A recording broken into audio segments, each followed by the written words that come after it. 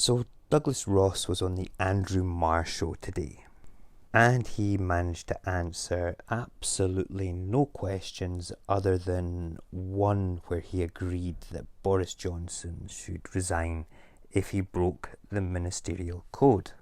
Now then, as we've discussed already today, Scotland goes to the polls on Thursday for a momentous election that may change the future of the United Kingdom. Douglas Ross, the leader of the Scottish Conservatives, wants to stop another independence referendum, and he joins me now from Glasgow. Mr Ross, welcome. Before we get to that, can I ask you something about what you've said about Nicola Sturgeon? You said that she had broken the ministerial code and should therefore resign. I take it from that you believe that if it turns out that Boris Johnson has broken the ministerial code, he should resign. This is absolutely incredible. He just goes straight in to be critical of Nicola Sturgeon and not answer the question at all. Well, Nicola Sturgeon was found to have misled MSPs in Parliament by a cross-party committee of MSPs. But I think, as your earlier commentator said, there are currently 3 investigations underway in terms of what the Prime Minister has done and issues around that. And I think it's right that we look to have serious questions answered on all of those points. But let's face it, Boris Johnson would not be able to stand up to 9 hours worth of scrutiny by any committee or member of Parliament in the same way that Nicola Sturgeon did.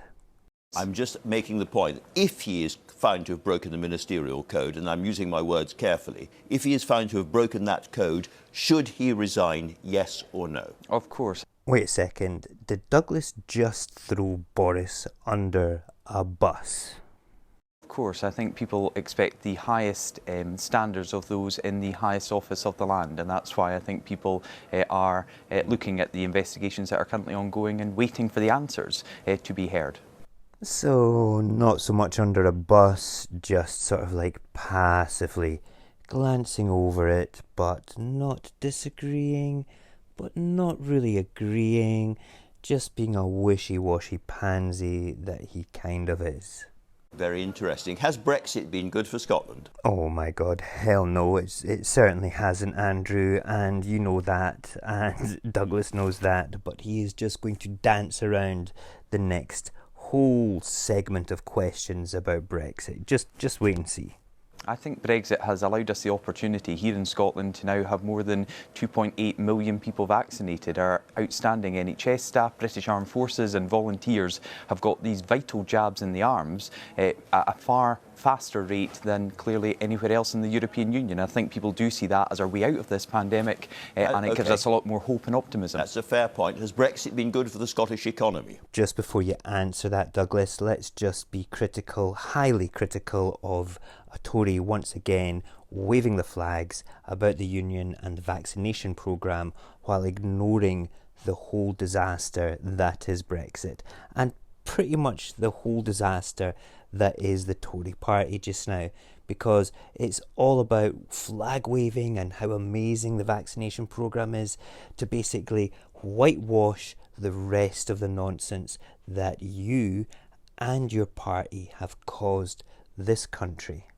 Well, we have certainly seen the biggest risk to the Scottish economy is another Scottish independence referendum. How is another referendum a risk to the Scottish economy? It's not. You know, political parties can do more than one thing at a time. They can manage the country and they can run an election, stroke referendum, stroke do laws, stroke deal with a pandemic, stroke whatever else the governments do. You're just talking absolute nonsense there.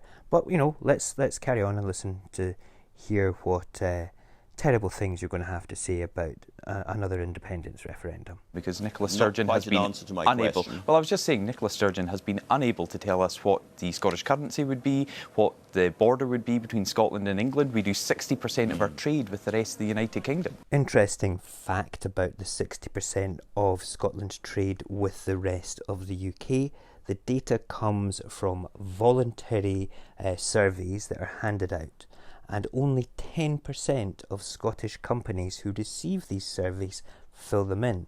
So that means that 90% of the companies that receive these surveys are not telling us who they actually trade with. They don't have to. It's voluntary. So how can they use that as a scare tactic or an appropriate comment to be able to turn round and use it against us for independence? Which is why it's so important we remain a strong, integral part of the United Kingdom. And all that is at risk in this election, with the SNP, by the current polls, on course to get a majority. But there's a way to stop that, and that's by voting Scottish Conservative. No self-respecting Scot is going to vote Tory with you as their leader, Douglas. And if they do, wow. I'm lost for words.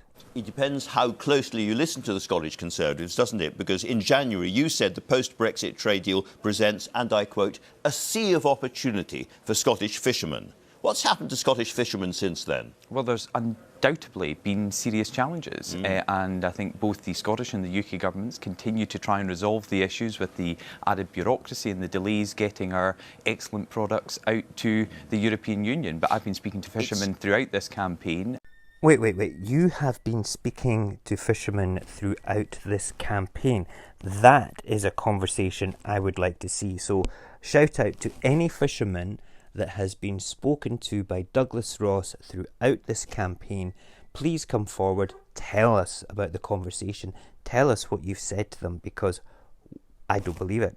I don't think that he has enough backbone to actually go and speak to a fisherman about this. And there have been improvements since January, but there's still some way to go. It's a bit more than serious problems. The Scottish Salmon Producers Organisation says that Scottish salmon farmers have incurred losses of at least £11 million, quotes, as a direct result of the changes brought about by Brexit.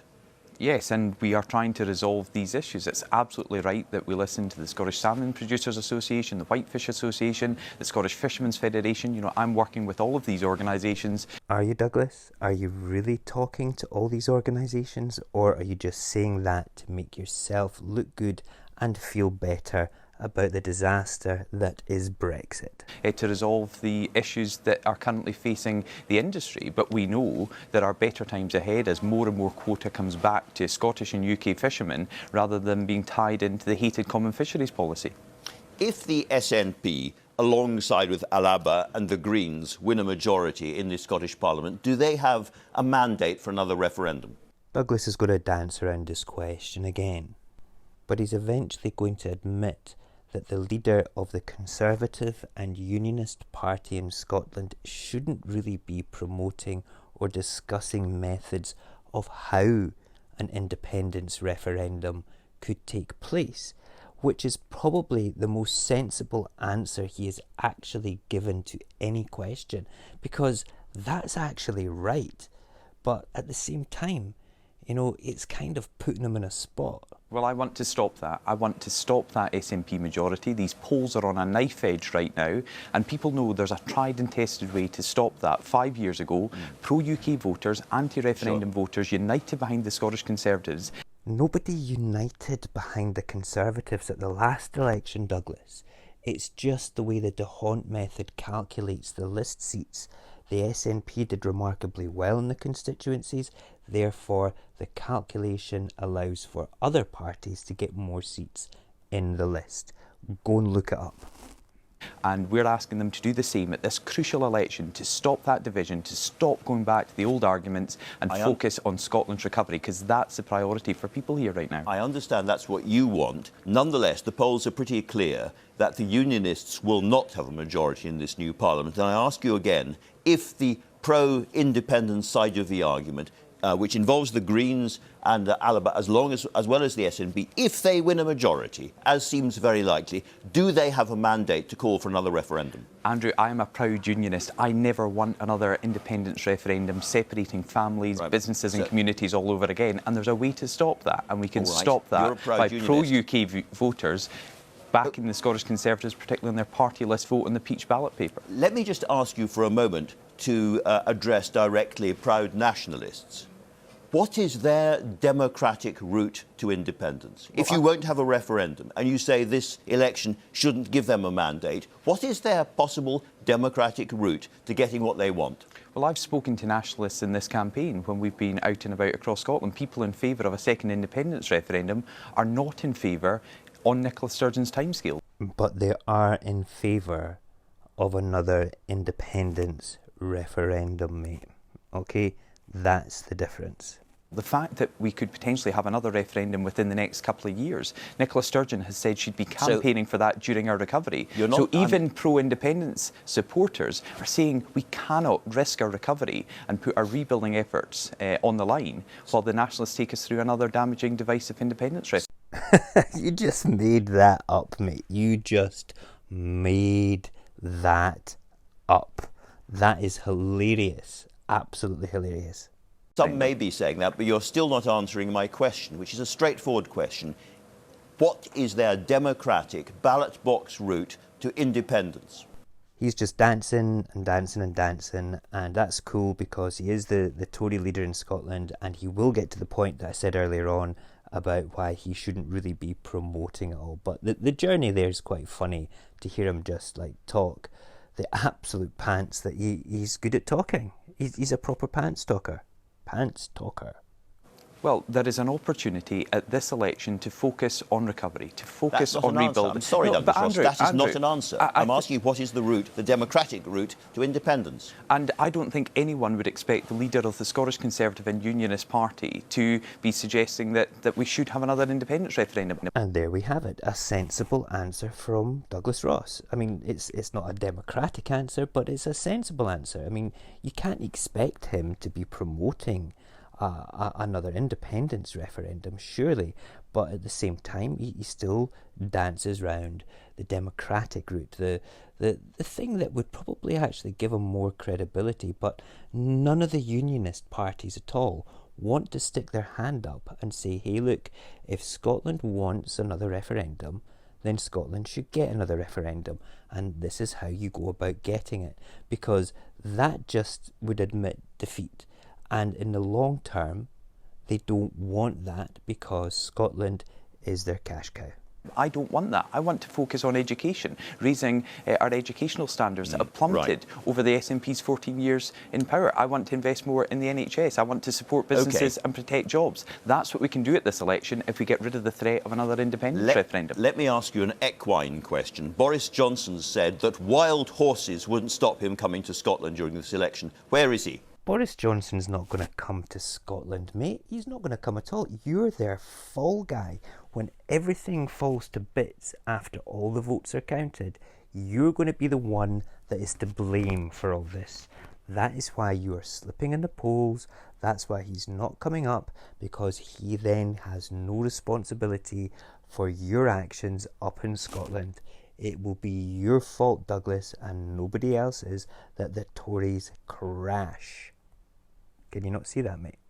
Well, the Prime Minister knows I'm leading the party here in Scotland. Oh, you are so right, Mr. Narcissist. It's your party up here. It's your things. And the whole reason that Boris has not come to Scotland is because he trusts you. He thinks you're doing a grand job slipping further down the polls. No, he's not coming to Scotland because when it all crashes, it will be all your fault because Boris never came to Scotland. It's the Scottish Conservative and Unionist candidates that are on the ballot paper, not the Prime Minister, and it's our manifesto that's going forward to the people of Scotland in just a few days' time. The Prime Minister seems to be able to get up around and about pretty easily. He's been to Hartlepool, he's been to Wolverhampton, he's been to Wrexham in Wales, but he hasn't been to Scotland. The wild horses are winning as far as he's concerned. Can I put it to you, the reason that he hasn't been to Scotland is you don't want him in Scotland because you think he's a liability there. No, the reason he's not been to Scotland is because I'm leading the campaign here in Scotland. Yes, you are leading the campaign here in Scotland, and you are going to be thrown under the bus when it all comes crashing down, and yes, you are going to have the greatest humiliation ever. But you know something? I guarantee you will blame somebody else for that. But it can't be Boris because he never came up here, buddy. I'm the one taking the fight to the SNP to try and get the next Scottish Parliament laser focused on our recovery and rebuilding, to try and ensure that we see the investment in our NHS, in our police service, in our education systems, all these things that are under threat at the moment. We can actually have a Parliament focused on these issues if we can stop a second SNP majority and a second independence referendum. So all those things that you mentioned, the SNP have got those and more in their manifesto, and you want to stop the SNP purely on the back of another independence referendum. And that's it, Douglas. That's your last big interview before the election. And let's face it, you were rubbish. Let's see what happens. Douglas Ross, thanks very much indeed for talking to us. It's really important that you get out and vote on May the 6th. I just can't emphasise that enough. It's the most important election in Scottish history. Thank you for watching today. I really appreciate it. I do drone on and ramble on a little bit, so please give us a wee follow on the Instagram and on the YouTube account here as well. And have a great day.